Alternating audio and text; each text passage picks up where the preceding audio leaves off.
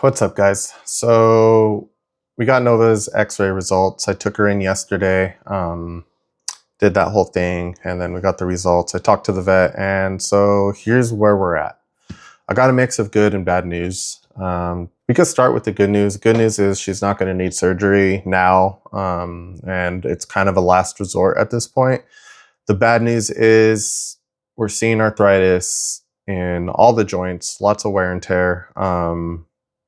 And then her right hip is showing signs of hip dysplasia. So it kind of complicates things in terms of treating her knee problems because, again, the hip is basically what happens with hip dysplasia is there is a misalignment in the joint and there's a lot of friction, there's a lot of tissue damage and scarring and all this stuff that just happens over the years. The way my vet broke it down basically is like it's early right now, but it will likely present problems in the future. And, there's ways that we can manage it and keep the pain at bay. Really just medicine, proper exercise, maybe some physical therapy. It's hard to hear. I'm still processing it, It's hard to just accept the fact that like this is going to get worse probably. And, the problem is I'm fighting against the genetics here. And I've been pretty open about it. I got Nova on Craigslist. She was a Craigslist puppy. It was during the pandemic. It's just what I knew at the time. And, I had a lot of Craigslist dogs growing up. And it was just kind of like a regular thing for me. I never really dove into genetics and all that. And it wasn't until I got her that I realized like I fucked up. Now, there is a flip side to this coin. And I will say that like either way, Nova was born and she ended up in my care. And so I am able to care for her. And I'm glad she is in my care. Because the thing is, that breeder could have given her to someone else that found out she had allergy issues and she would have been out the door and in a shelter.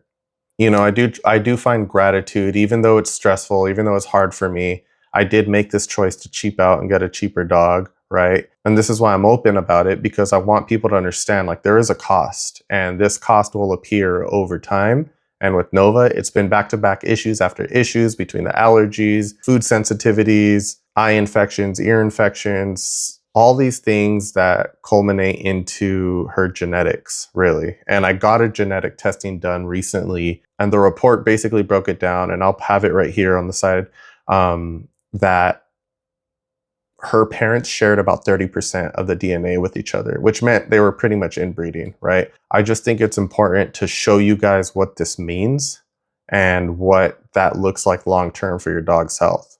I will never get a Craigslist dog again. And I really hope that if you're watching this and you're thinking about it, just don't do it because you're going to be so much better off. And the thing is, like breeders and shelters, they can't promise that genetics won't play a part in your dog's health because that's just what it is. The same way that if you have a kid of your own, you can't guarantee that that kid's going to be healthy throughout their whole life and nothing ever is going to happen, right? But this is why when you go to a breeder, when you go to someone who does it responsibly, it's so much better to get it from that source because those bad genes have been bred out. They've been tested. There's a lot that goes into it. And that's why you pay top dollar. I pay the price tenfold, almost 100 times, right? Like, again, I'm believing in transparency. And I think it's my duty as a dog trainer and someone who came from a background of just being a dog owner to tell you guys and to tell like future clients or anyone that's watching this to just really understand what you're getting into if you're getting a Craigslist dog. Now, I do want to reel this back into Nova. I'm going to do what I need to do. There's a lot of things in my control and there's a lot of things out of my control. In terms of the knee, he basically told me like he wouldn't be surprised if there is some strain or minor tearing in the knee joint, but it didn't look serious enough for us to go in and have some intervention.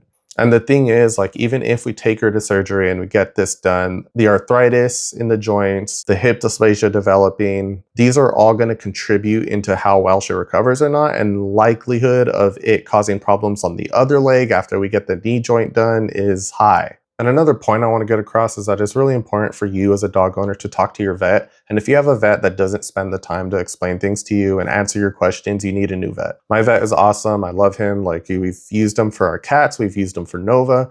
And he's always just been one to not rush to conclusions, but also to like advocate for the animals.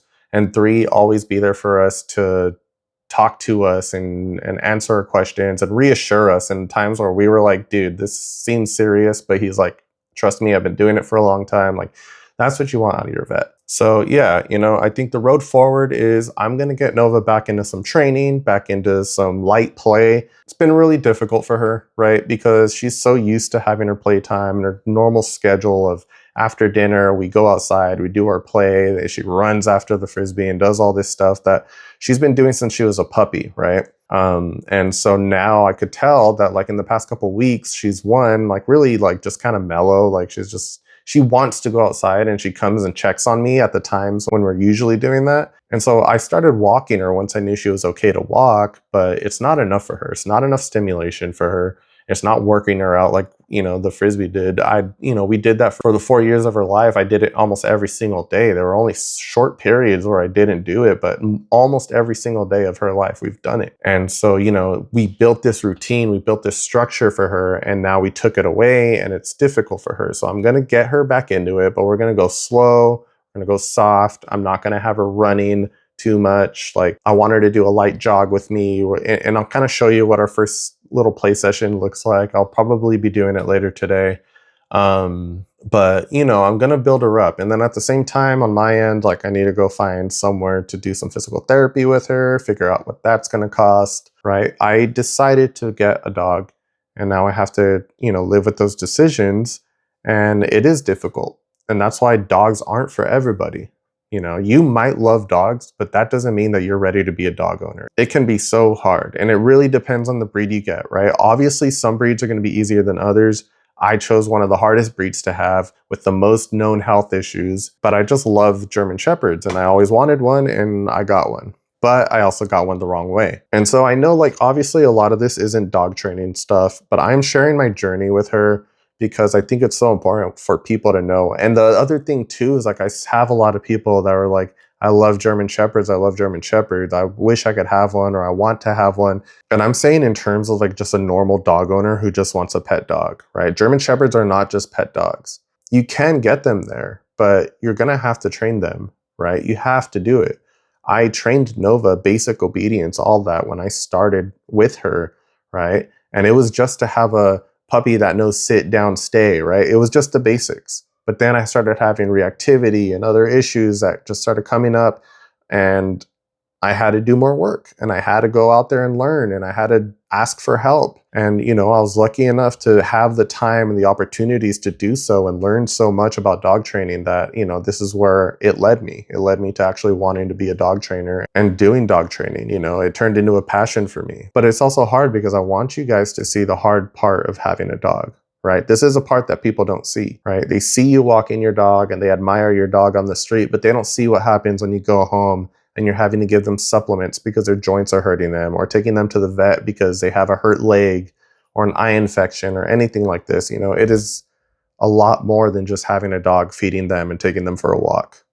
But anyways, I know I'm kind of going on here, but I just wanted to update you guys. Like, yeah, it wasn't the best news, but I'm going to do what I need to do to take care of her, and we're going to get her to a place where, it's a little different than the life she lived before, but we're still going to live life together. At the very least, like, I'm glad I did this x-ray, right? I'm glad I know what I'm dealing with, and now I can take steps to either prevent it from getting worse or at the very least slow it down. I appreciate you guys watching, and don't forget to like, subscribe, and follow on Instagram if you aren't already. I'm going to have more content coming out. We'll have more dogs to work with, and we've got exciting things in store. So see you guys.